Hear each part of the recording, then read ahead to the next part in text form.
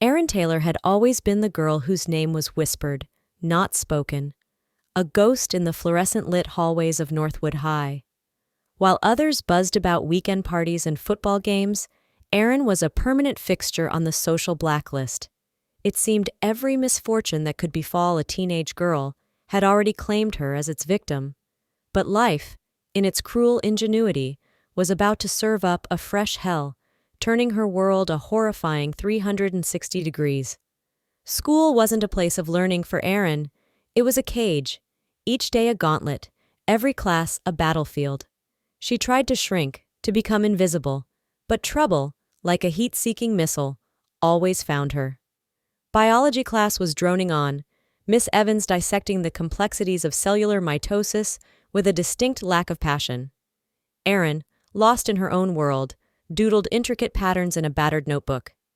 Nearby, muffled giggles pricked at the edge of her awareness, but she'd learned to tune them out.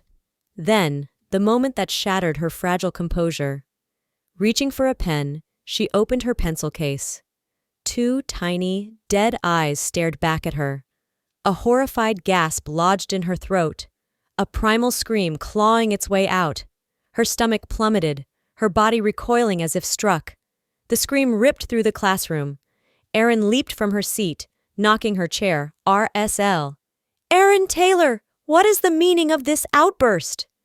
Miss Evans' voice, sharp as shattered glass, cut through the sudden silence. Erin, trembling, could only point a shaking finger at her desk. The initial shock in the room quickly morphed into a wave of derisive laughter. "Ooh, looks like Princess Erin is scared of a little mouse," sneered Jessica, her chief tormentor, her voice dripping with venom. Jessica, with her perfectly styled blonde hair and entourage of mean girls, lived to make Erin's life miserable. "Seriously? With her nerves, it's a wonder she hasn't had a full meltdown yet," piped up Dylan from the back, always ready to jump on the bandwagon. "Maybe we should call her a shrink." Ethan, Jessica's smug boyfriend, chimed in, and the class erupted in fresh gales of laughter. Miss Evans finally ambled over to Erin's desk, peered into the pencil case, and saw the small, lifeless rodent. Unlike Erin, she didn't even flinch. "Good heavens, Erin," she said, her tone dripping with exasperation. "Always making a mountain out of a molehill, aren't we?" The classroom howled. The laughter was a physical force, pressing in on Erin from all sides, filling every corner of the room. Her cheeks burned with shame, hot tears stinging her eyes. Unable to bear it another second, she bolted from the classroom, ignoring Miss Evans's sharp command.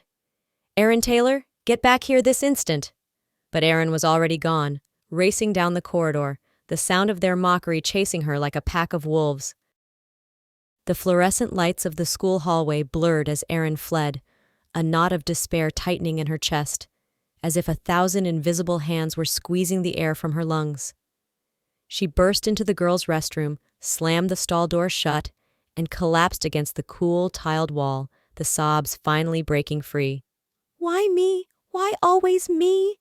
she choked out between gasps, though she already knew the answer. Erin was an exile in her own high school, a stranger in a sea of familiar faces. She didn't fit their mold. No trendy clothes, no gossip about boys, no snarky notes passed about teachers. She was different, and in their predatory world, different meant an easy target. Through the fog of her misery, she heard the restroom door creak open. Two voices, sickeningly familiar, echoed in the sterile space. "Did you see her face?" Jessica cackled, the sound like nails on a chalkboard to Erin. "She almost fainted. Total drama queen." Brittany, Jessica's ever-present sidekick, added, "Maybe we should have put something really gross in there next time. Like a snake." "Oh, please," Jessica snorted. "A dead mouse was perfect. Little Miss Crybaby will always be a scaredy cat." Erin pressed herself further into the corner, holding her breath, praying they wouldn't notice her. But fate, ever the cruel comedian, had other plans. Suddenly, a loud sneeze erupted from the stall next to Erin's. Jessica, ever the opportunist, immediately shoved the door open. "Well, well, well," she drawled, a malicious smirk spreading across her face. "Look who it is, our little queen of drama hiding out." Before Erin could utter a word, Brittany gave her a rough shove. "What's wrong, freak? Gonna run home to mommy?" The two girls burst into peals of laughter. Humiliated and heartbroken, Erin pushed past them and fled the restroom, her vision blurred by fresh tears. She ran blindly, her emotions a raging tempest, until she found herself at the edge of Willow Creek Park. Leaning against the cold wrought iron fence, she gasped for air, the cool breeze a slight balm on her flushed cheeks. She swiped at her face, smearing tears and mascara. The churning despair in her chest hadn't subsided, but at least her breathing was a little less ragged. The park was nearly deserted. A few dog walkers ambled along the paths. Erin took a few shaky steps and sank onto a nearby bench, pulling her knees to her chest, hiding her face in her hands again. What was she going to do? How could she face another day? "Hey," a voice said gently beside her. "You okay?" Erin jumped, her head snapping up. A guy, a little older than her, stood there. Dark, wind-tousled hair, a genuinely concerned look on his face.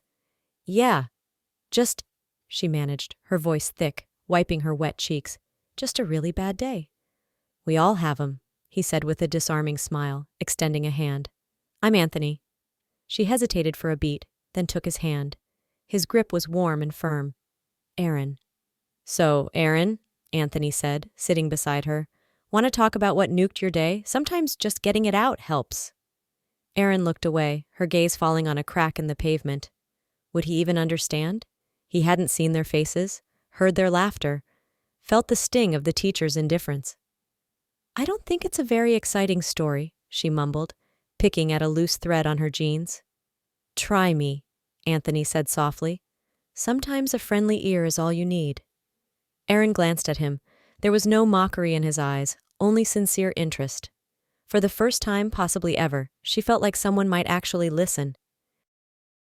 Erin took a slow, shaky breath, her fingers twisting the hem of her hoodie. The park seemed to hold its breath with her. Anthony's quiet presence was unexpectedly calming. He wasn't pushing, just waiting. And in that moment, the dam of her carefully constructed composure finally broke. Words tumbled out, a torrent of pain and humiliation. She told him everything. The relentless taunts, the social isolation, how the teachers turned a blind eye, pretending nothing was wrong. She recounted the morning's horror, the dead mouse, carefully placed to maximize her terror, the way the class had erupted in laughter, a sound that echoed in her ears like a physical blow, each chuckle a fresh stab to her already wounded heart. "They put it right there," she whispered, her voice trembling, "in my pencil case. Just to see me freak out."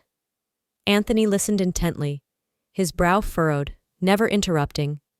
He just nodded occasionally, a muscle twitching in his jaw, his quiet anger a stark contrast to the gleeful cruelty she described. When she finally fell silent, her story hanging in the air between them, he asked, his voice low and dangerous, "A dead mouse? Seriously?" Erin just gave a bitter little huff. That's not just kids being stupid, Erin. That's straight-up bullying, real messed-up harassment." His dark eyes flashed. "And the teacher, Miss Evans? She actually said you were making a mountain out of a molehill?" Erin nodded miserably, her gaze dropping to her lap again. Anthony clenched his fists, his knuckles white. "That's disgusting. How can adults be so damn blind? So complicit?" "I don't know," Erin whispered, a humorless laugh escaping her. "Maybe it's just easier for them that way, less paperwork." They sat in silence for a few moments. In the distance, children shrieked with laughter on the playground, but this time the sound didn't cut so deeply. With Anthony beside her, she felt a sliver of protection, a sense that someone, finally, was on her side. She took a deep breath, trying to still the tremor in her hands. His presence was a strange comfort, a silent promise of understanding that she'd craved for so long. "All right," Anthony said suddenly, his voice firm, jolting her from her thoughts. He stood up, a new resolve in his eyes, and extended his hand to her. "Let's go." Erin hesitated, her heart thumping a nervous rhythm. "Go where?" "Back to that hellhole?" she asked, her voice barely a whisper. "But—" "No buts," he said, his grip gentle but insistent as he helped her to her feet. "You're not going to let them win, Erin. Not today." Her heart hammered against her ribs, not entirely from fear this time, but from a strange, unfamiliar flutter of hope. Together they started walking, back towards the imposing brick building of Northwood High, the Lion's Den. "I've never seen anyone actually look forward to going back into that place after escaping," Anthony remarked with a wry grin, glancing sideways at Aaron as the dreaded silhouette of Northwood High loomed larger. "And I never thought I'd willingly walk back into the fire," Aaron countered, a small, crooked smile playing on her lips. It felt strange, this shared amusement in the face of her usual terror. "Guess it's a day for firsts, then," he winked, and her stomach did a little flip. Aaron sighed, the bravado fading as they approached the main entrance. This was it, the real test. She wasn't sure she could go through with it, face them all again. "Hey," Anthony said softly, as if reading her mind, his thumb brushing her hand. "I'm right here, whatever happens." The moment they stepped inside, a hush fell over the crowded hallway. Heads turned. Whispers like dry leaves skittering across pavement followed them. Students openly stared, their expressions ranging from curiosity to outright hostility. Aaron felt the familiar heat rise in her cheeks. They passed a gaggle of girls who usually snickered behind her back. "Who's that with her?" Aaron heard one of them hiss. "Kinda cute, actually." Anthony noticed her tensing and squeezed her hand a little tighter.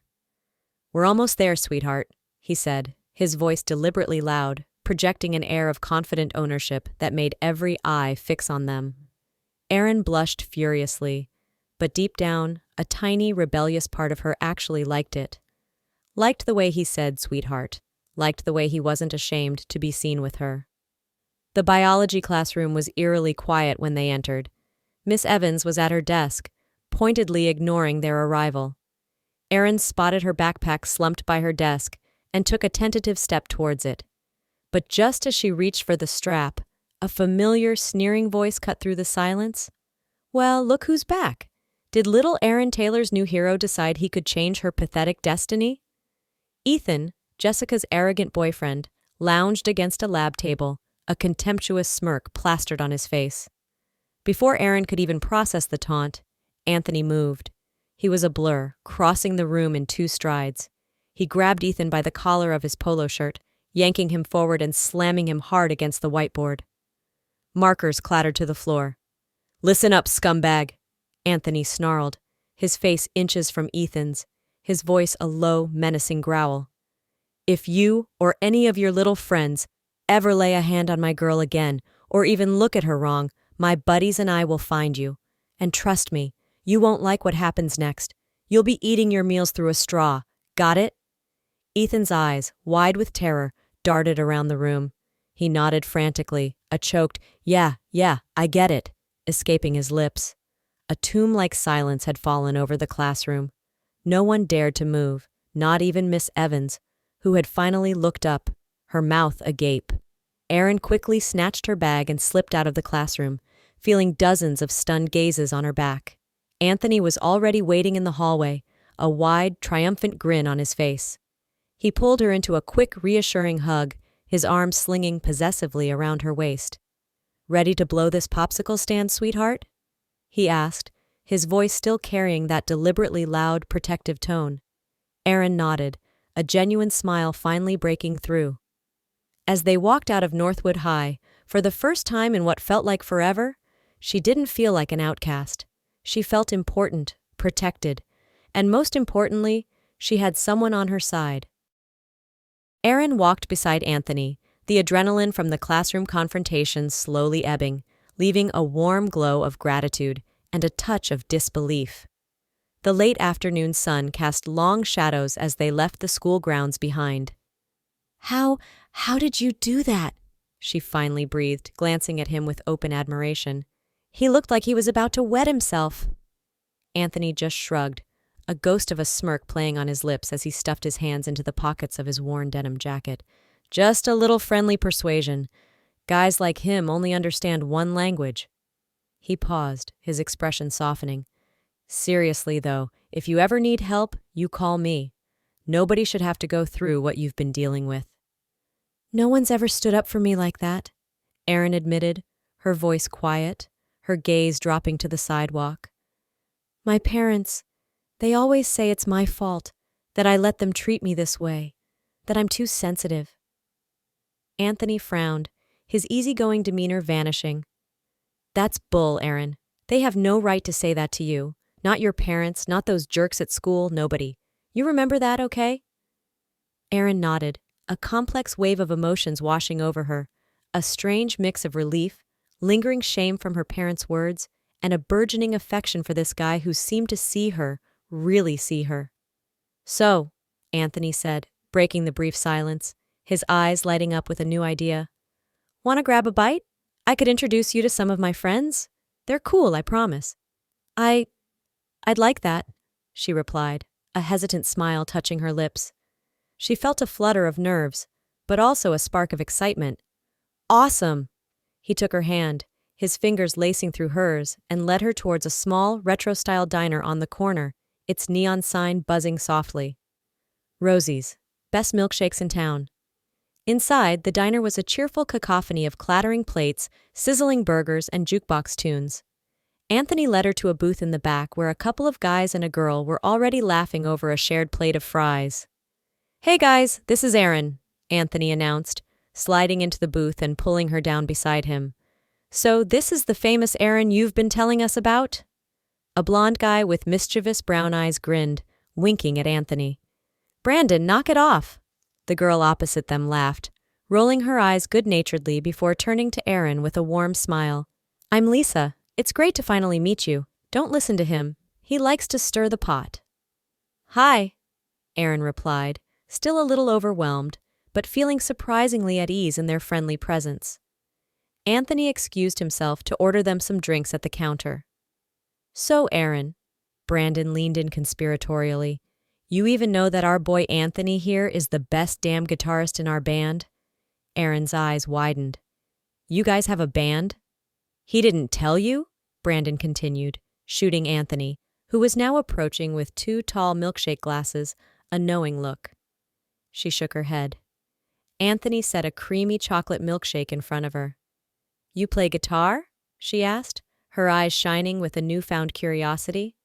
Yeah, I mess around a bit, he said with a casual shrug, though his eyes twinkled. He's just being modest, Lisa interjected. Tony's amazing. We actually have a gig tonight at the Underground. You should totally come. Oh, I don't think my parents would let me, Aaron sighed, the familiar weight of her home life settling back on her.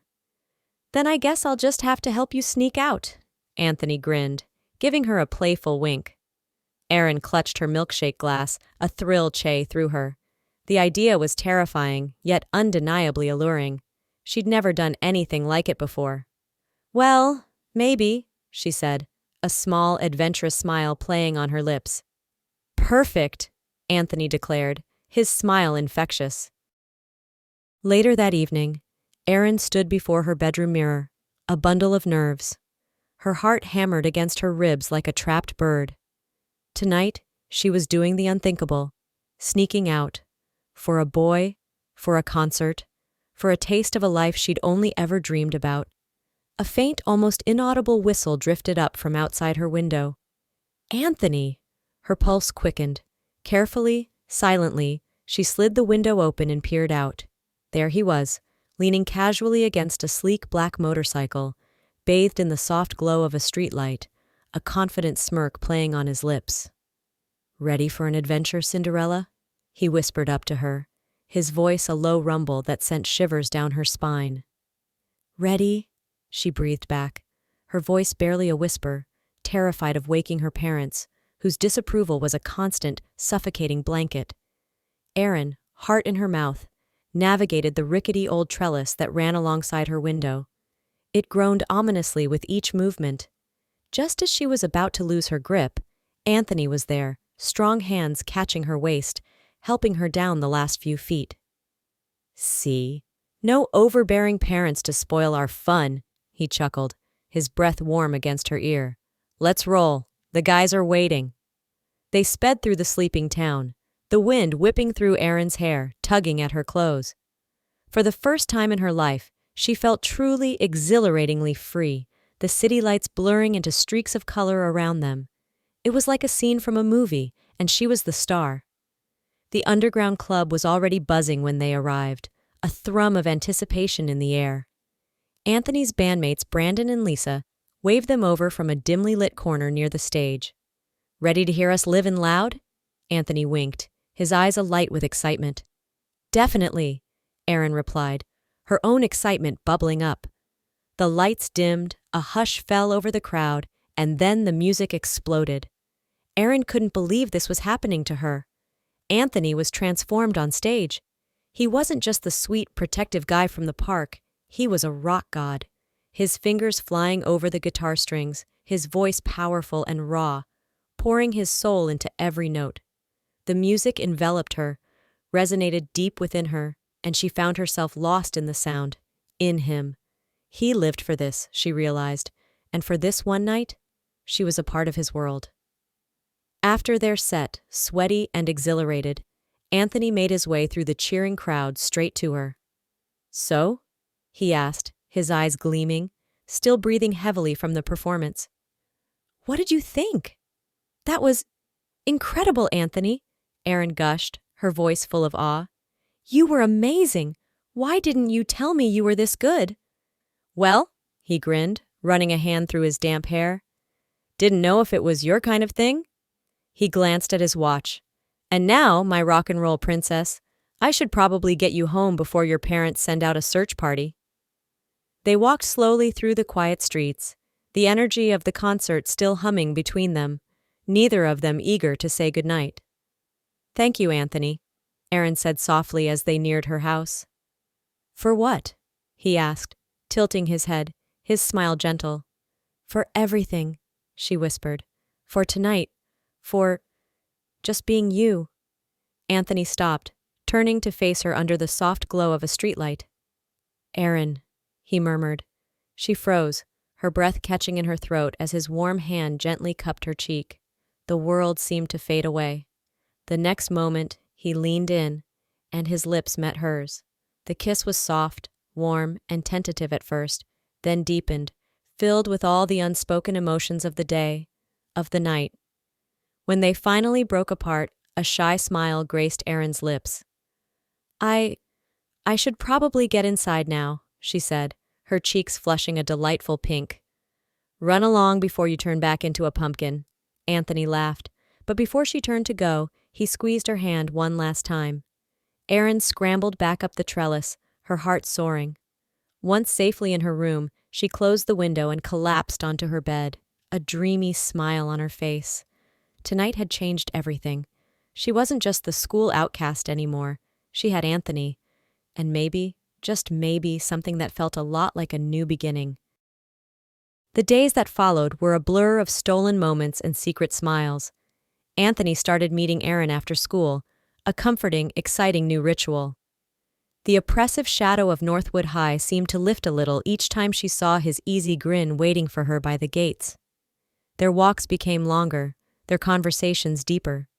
They explored hidden corners of their town, sometimes talking for hours about everything and nothing, favorite movies, dream concerts, the quirky people they knew. Other times, they'd just sit in comfortable silence at Rosie's diner, sharing a milkshake, his presence a steady anchor in her turbulent life. It was amazing how quickly they'd found their rhythm, how effortlessly they connected, as if they'd known each other for years. Everything felt so simple with him, yet so profoundly important. "You know," Anthony said one sunny afternoon, as they sat on their favorite park bench, "I tried that chord progression you showed me at rehearsal this morning." He strummed an imaginary guitar on his knee. "You were right. It totally changes the vibe of that bridge." Erin beamed. "I'm glad you tried it. Music's always been my escape, you know? If I can help you with yours, that's awesome." He looked at her, a genuine warmth in his eyes. "You don't just help, Erin, you're like opening up new channels. Thanks to you, I'm noticing things I never paid attention to before." She blushed, looking down at her hands, a happy flutter in her chest. Anthony had a way of making her feel special, seen, and he did it without trying, with an honesty that disarmed her. Their clandestine nighttime rendezvous became more frequent. The thrill of sneaking out, the shared secret, it all bound them closer. Erin became adept at climbing the trellis, her movements growing more confident with each forbidden adventure. But their luck, like all good things, was destined to run out. One moonless night after an impromptu late-night movie in Anthony's cluttered but cozy basement, Erin was making her usual stealthy ascent.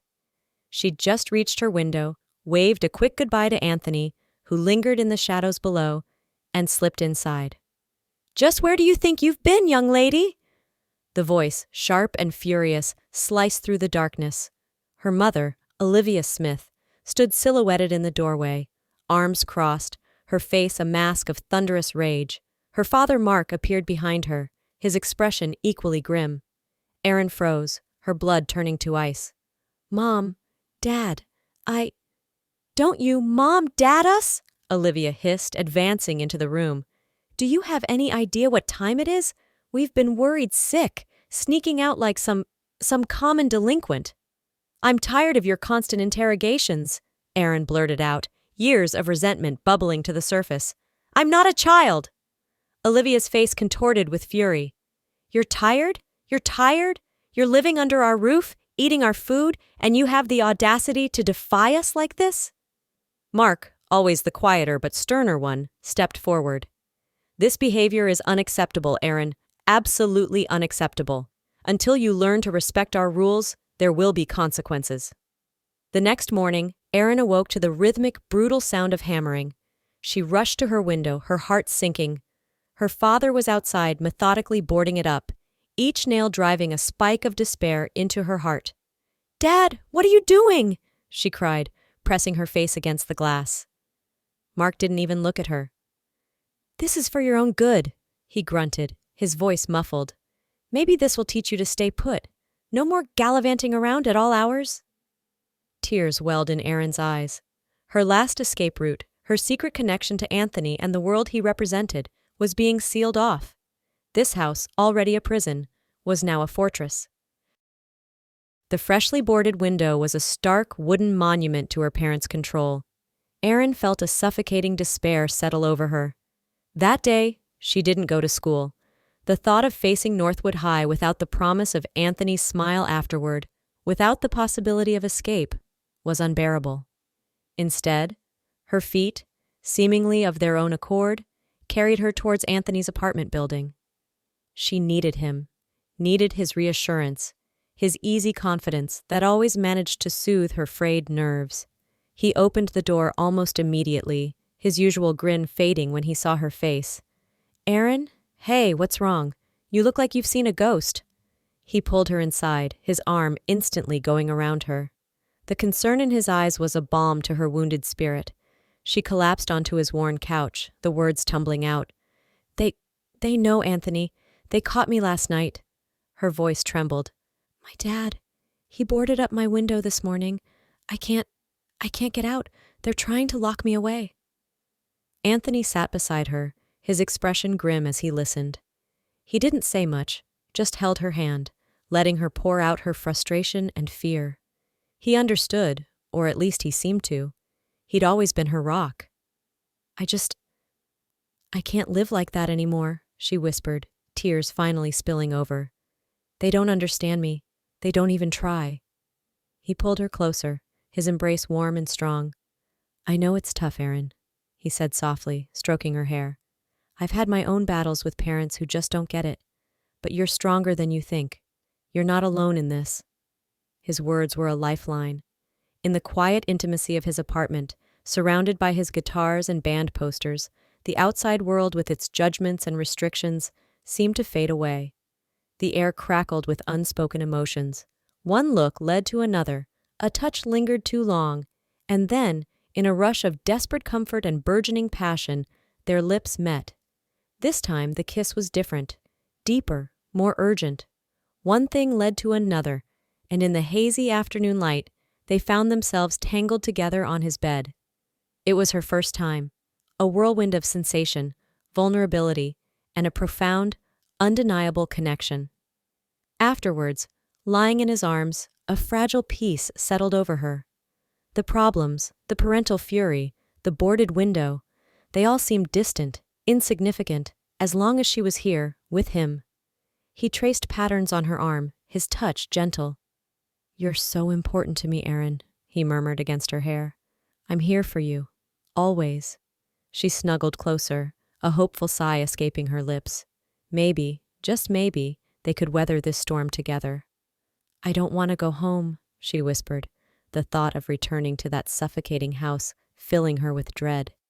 "Hey, sweetheart," Anthony said, his voice suddenly a little too bright, a little strained. "Listen, there's something I need to tell you." Erin propped herself up on an elbow, a knot of unease tightening in her stomach. "Our band, we got the call. The tour starts tomorrow. We're leaving in the morning." The words hit her like a physical blow. "What?" she stammered, her mind struggling to process. "Tour? Tomorrow?" Tears welled in her eyes. You're leaving?" "Yeah," Anthony said, his gaze avoiding hers. "It's a big deal for us, Erin. A whole month on the road. But hey, I'll call you, text you all the time. It'll fly by, you'll see." A month, an eternity. He was leaving her just when she needed him most. The fragile peace shattered, replaced by a cold, sickening dread. The next day dawned gray and miserable, mirroring Erin's mood. Saying goodbye to Anthony at the bus station, as he and his bandmates loaded their gear for the tour, had been agonizing. His reassurances that it's just a month and "we'll be back before you know it" felt like hollow platitudes against the gaping void his absence already carved in her life. His final kiss had tasted of desperation and a future she couldn't quite picture. Watching their van pull away, Erin had felt a profound sense of aloneness settle over her. Returning to the house, to the boarded window and the suffocating silence, was like stepping back into her cage. Her parents were cold, distant, their disapproval a palpable force in every room. The days crawled by, each one a little bleaker than the last. School was an exercise in invisibility, her brief moment of defiance with Anthony now a fading, painful memory. About a week into Anthony's tour, the inevitable confrontation happened. Erin had been skipping more classes than she attended. The thought of facing Jessica's smirks and Miss Evans's indifference too much to bear without Anthony's backup. She was trying to slip into the house unnoticed when her mother Olivia cornered her in the hallway. Olivia's face was a mask of cold fury, a crumpled school attendance report clutched in her hand. "Where have you been, Erin?" she demanded, her voice dangerously low. "I just got off the phone with Northwood High. Your homeroom teacher, Mrs. Albright? She practically read me the riot act. Apparently, you've barely shown your face in school all week." Erin felt a flush of shame and anger creep up her neck. She couldn't meet her mother's accusing gaze. I haven't been feeling well," she mumbled, a pathetic excuse even to her own ears. "Don't you dare lie to me," Olivia snapped, her voice rising. "You think I'm a fool? You're throwing your future away, sneaking around, disrespecting us. For what?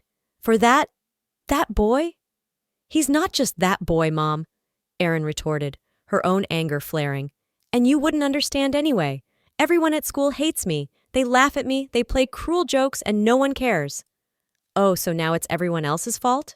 Olivia sneered, stepping closer. "I am sick and tired of your excuses, your drama. You will go to school, you will get your grades up, and you will stop this rebellious nonsense." She followed Erin as she tried to retreat to her room. "Stand still when I'm talking to you." Olivia grabbed her arm, her fingers digging in. "You have no idea what real problems are. You think this is life? This defiance? I'll show you defiance." And then, in a flash of uncontrolled rage, Olivia's hand shot out, connecting with Erin's cheek in a stinging slap. The shock of it, more than the pain, sent tears springing to Erin's eyes. "Now," Olivia seethed, her chest heaving, "I will be calling Mrs. Albright every single day. And God help you, Erin, if I find out you've skipped again." Erin stood frozen, her cheek throbbing, her heart shattered. This wasn't care. This was control, raw and ugly, her own mother. Shaking, she retreated to her room, the one place that still felt marginally hers, and fumbled for her phone, her fingers trembling as she dialed Anthony's number. His voice, when he finally answered, was a lifeline in the storm of her emotions. "Anthony?" she choked out, tears streaming down her face. "Hey, sweetheart, what's wrong?" He sounded concerned, his voice crackling slightly over the line. It's awful," she sobbed. I had another fight with my mom. She found out about school. She hit me, Anthony. She paused, struggling for breath. I miss you so much. You were the only one who got it. I don't know what to do without you here. There was a pause, then Anthony's voice, soft and soothing, came through the receiver. Aaron, I'm so sorry. That sounds terrible. I miss you like crazy too, you know? More than you think. Just hang in there, okay? Remember what I said? You're strong. His words, though distant, were a small comfort, a tiny spark in the overwhelming darkness. A month and a half crawled by since Anthony's departure. Erin felt like a walking zombie. The initial shock of her mother's violence had dulled to a constant, weary ache. But a new, insidious unease had begun to creep in. Mornings were the worst. A wave of nausea would hit her the moment she sat up in bed. Throughout the day, unpredictable bouts of queasiness would leave her pale and clammy. At first, she dismissed it as stress. God knows her life was a chaotic mess, a never-ending soap opera of misery and parental disapproval.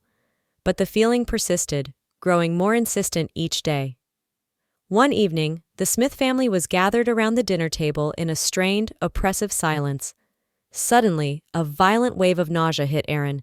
She lurched from her chair, hand clapped over her mouth, and fled to the bathroom, leaving her parents staring after her in stunned silence. Olivia's eyes narrowed with suspicion. Erin, are you all right in there? She called out, her voice laced with an uncharacteristic edge of concern, or perhaps just irritation at the dinner table drama. No answer came. Minutes later, Erin emerged, her face ashen, her eyes red-rimmed and haunted. She slowly returned to her seat, unable to meet her mother's piercing gaze. You're not looking well at all, Olivia observed, her voice softer now, but her eyes sharp, analytical. Maybe you ate something bad at the school cafeteria again? She trailed off, then a strange look crossed her face. Wait here. Olivia rose and left the room, returning moments later with a small rectangular box. Erin stared at it, a cold dread seeping into her bones. What is that? She stammered, though a horrifying suspicion was already taking root. Her mother silently opened the box, removed a pregnancy test, and placed it on the table. Her gaze was grim, heavy with a terrible foreboding. Let's just find out, shall we? Olivia said, her voice flat, gesturing towards the bathroom. Erin felt rooted to the spot. Too many thoughts, too many fears, all crashing down on one horrifying possibility. She wasn't ready. She couldn't be. Numbly, she took the test and walked to the bathroom. The few minutes of waiting stretched into an eternity. Her hands shook as she finally picked up the plastic stick. 2 bright pink lines. Positive. Unmistakably positive. The world tilted. She sank to the cold tile floor, a strangled sob escaping her lips. Her future, a fragile house of cards, had just been obliterated by a hurricane. The bathroom door burst open. Olivia stood there, taking in the scene, her daughter, a crumpled heap on the floor, the damning test clutched in her hand. What have you done? Olivia's voice was a raw, ragged cry of fury and despair. Erin's heart hammered against her ribs, so loud she thought her mother must hear it. How am I supposed to face the neighbors, the church, my book club? Olivia shrieked, her voice cracking. Pregnant! You got yourself pregnant in the 10th grade, Erin, and now you expect me to what? Congratulate you? Her face was crimson. Get out! Get out of my house! I will not tolerate this shame under my roof. Erin scrambled to her feet, her body trembling, tears blinding her. Mom, please, she whispered, her voice hoarse. Don't kick me out. But Olivia was beyond reason, waving her arms wildly. You're so grown up now, aren't you? Well, make your own decisions. Out! Get out and don't come back. Shell-shocked, Erin stumbled to her room, grabbed a few essentials, stuffed them into her backpack, and fled into the night. Alone, terrified, she pulled out her phone, her only lifeline. Anthony? She sobbed when he answered. I don't know what to do. Erin, what's happened? You sound awful. I'm pregnant, Anthony, she choked out. My mom, she kicked me out. I have nowhere to go. A heavy silence hung on the line. Then Anthony's voice, cold and distant, cut through her despair. Are you serious? Pregnant? He sounded annoyed. After another beat of silence, he said, his tone devoid of any warmth. Look, I'll Venmo you some cash. Get rid of the problem, okay? As soon as possible. And then, he hung up. Erin stared at her phone in disbelief, redialing his number frantically. It went straight to voicemail. Again and again, he'd blocked her. A devastating sob tore through her. "Oh God, what a fool I've been," she whispered, burying her face in her hands. The tears flowed freely, a torrent of betrayal and despair. She was utterly alone, pregnant, homeless, in a world that had suddenly turned terrifyingly hostile. The city lights blurred through Erin's tear-filled eyes. The park bench felt cold and unforgiving beneath her. Anthony's words echoed in her mind, each syllable a fresh stab of betrayal. Get rid of the problem. Problem. That's all she was to him now. All it was. Her hand instinctively went to her flat stomach, a new, fierce protectiveness mingling with the overwhelming despair. He'd used her, then discarded her like trash. And her own mother. The cruelty of it all was a physical weight, crushing the air from her lungs. She was adrift, a tiny battered boat in a raging storm, with no shore in sight. Who could she turn to? Absolutely no one. A figure emerged from the evening gloom, walking towards her. Erin tensed, ready to bolt, but then she recognized him. "Erin?" The voice was familiar, hesitant. She looked up, swiping at her tears, and saw Tim, the drummer from Anthony's band. Tim, who was usually quiet, almost an afterthought amidst the boisterous energy of Anthony, Brandon, and Lisa. She'd barely exchanged more than a few words with him at rehearsals or their infrequent group hangouts. He'd always seemed to be in the background. Now, he stood before her, a look of genuine concern on his usually impassive face, a slight, kind smile touching his lips. "Tim?" she managed, her voice raspy. What are you doing here? I thought you were on tour with the guys." He ambled closer and perched on the edge of the bench, his presence surprisingly unthreatening. "Nah," he said with a shrug. "They decided Brandon's cousin Damien was a better fit for the tour vibe. So yeah, I got benched." He offered a self-deprecating smile, his eyes surprisingly warm. "But what about you? You look like you've had a rough night, or several." The kindness in his voice, so unexpected, so different from Anthony's cold dismissal, made her defenses crumble. The tears started afresh. I don't know where to go," she choked out. "My mom, she kicked me out. I'm pregnant, Tim. It's Anthony's, and he told me to get rid of it. He hung up on me. Everything's ruined." Tim listened patiently, his gaze never wavering, his expression shifting from mild surprise to a deep, quiet empathy. He didn't interrupt, didn't offer platitudes. He just absorbed her pain, his silence more comforting than 1,000 empty words. When she finally fell silent, exhausted and trembling, he gently placed a hand on her shoulder. It wasn't a romantic gesture, just a simple human touch of support. "You're not alone in this, Erin," he said softly, his voice a steady anchor. "I don't know the whole story, obviously, but you're not out here by yourself." Her tear-filled eyes met his. His words weren't a promise of an easy fix, no magical solution. He wasn't telling her everything would be okay. He was just there, and right now, there was everything. "Look," Tim continued, his gaze earnest. "I live alone.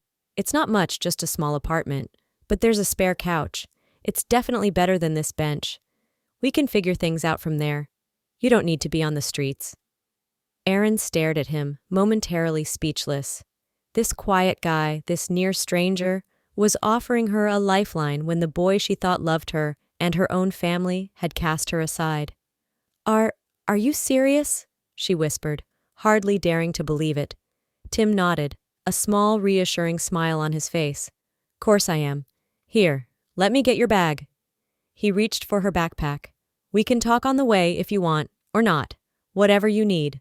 I can't solve all your problems, Erin, but I can at least offer you a safe place for tonight." A tiny, fragile seedling of hope sprouted in the desolate landscape of her heart. The crushing weight on her shoulders seemed to lighten, just a fraction. She took a shaky breath, picked up her backpack, and stood. "Thank you, Tim," she said, her voice thick with unshed tears and a dawning gratitude. "You have no idea. I don't know what I would have done." Tim just smiled, slinging her backpack over his other shoulder. Together, they walked away from the lonely park bench, towards the dim promise of an uncertain future, but one that, for the first time in hours, didn't feel entirely hopeless. The aroma of freshly brewed coffee and pancakes filled the sunny kitchen. 17 years. Sometimes Aaron still marveled at how quickly, and how dramatically, life could pivot. Little Kyle, no longer so little at nearly 17 himself, was out back, attempting to teach his younger twin sisters, Mary and Vicky, all bright eyes and boundless 7-year-old energy, how to kick a soccer ball without falling over. Tim, her Tim, sat across the small kitchen table, nursing a mug of tea, his eyes crinkling at the corners as he smiled at her. His hair was flecked with gray now, more lines etched around his kind eyes, but that steady, reassuring presence that had saved her all those years ago was stronger than ever. He'd not only given her a place to stay that fateful night, but had become her rock, her best friend, and eventually, the love of her life. He'd been there through Kyle's birth, holding her hand, celebrating their son with a fierce, quiet pride. He'd proposed a few years later, a simple, heartfelt question over a shared pizza, and she'd said yes without a moment's hesitation.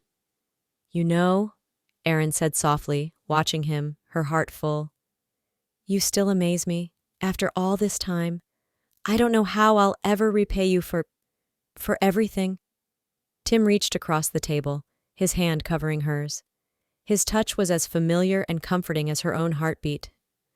"Marrying me was a pretty good start," he said, his eyes twinkling, "and giving me Kyle and those 2 little tornadoes in the backyard. That's all the thanks I'll ever need, Erin." She smiled, a genuine happy smile that reached her eyes. "You're a good man, Tim Collins." "Trying my best," he winked. Just then, Kyle burst in.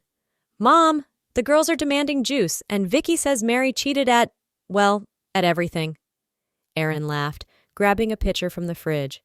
Okay, peacekeeper mom to the rescue." She headed out to the backyard, a tray laden with juice and cookies. The girls swarmed her, their laughter like music. As she was settling them down at the patio table, she felt a prickle on the back of her neck, the sensation of being watched. She turned.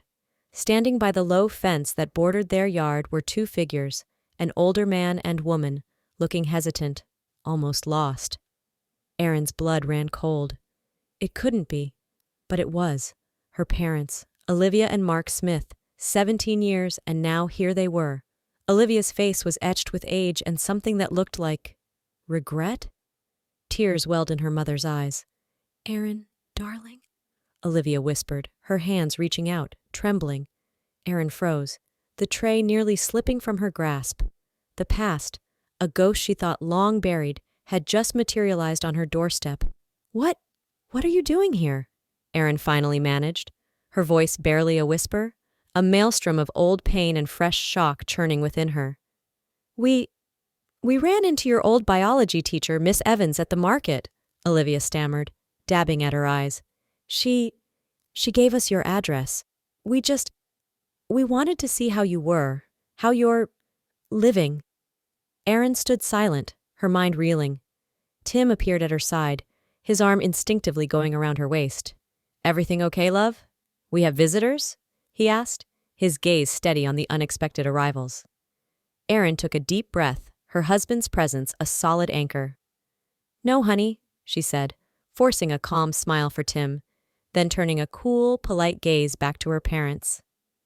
"Just some people who seem to be lost. They're looking for number 45, I believe." She gestured vaguely down the street. "That'll be further down, around the bend," Tim added helpfully, though his eyes, when they met Erin's, were full of understanding. Olivia and Mark stood there, crestfallen. "The mistake we made," Olivia choked out, her voice thick with unshed tears. "Kicking our own daughter out, leaving you all alone." Mark just shook his head, his shoulders slumped, a broken man.